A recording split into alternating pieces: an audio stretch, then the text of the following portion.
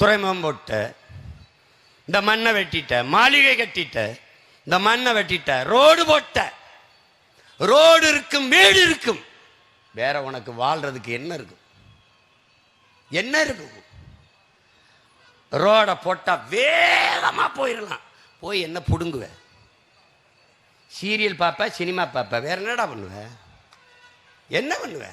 நீ வேகமாக போவது வீட்டுக்கு அல்ல, சுடுகாட்டுக்கு என்பதை அறிவார்ந்த தமிழ் சமூக தம்பிதங்கைகள் புரிந்து கொள்ளும். என் பாட்டனும் தாத்தனும் எனக்கு வங்கியிலே பணம் வைக்கல, விலை மகிழ்வுந்து கார்களை வாங்கி வீட்டு வாசல்ல நிறுத்தல, விண்ணை தொடும் மாளிகைகளை கட்டி வைக்கல.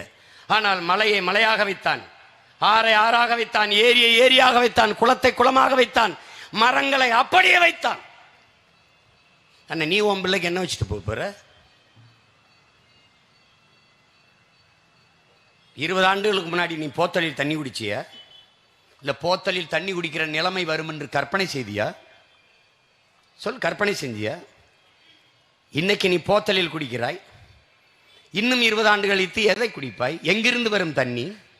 எங்கே இருந்து வரும்? ஆழ்குழாய் கிணறு போடுகிறாய், நீரை உறிஞ்சுகிறாய், வேகமாக உள்ளே குழாயை விட்டு நீரை உறிஞ்சுகிறாய்.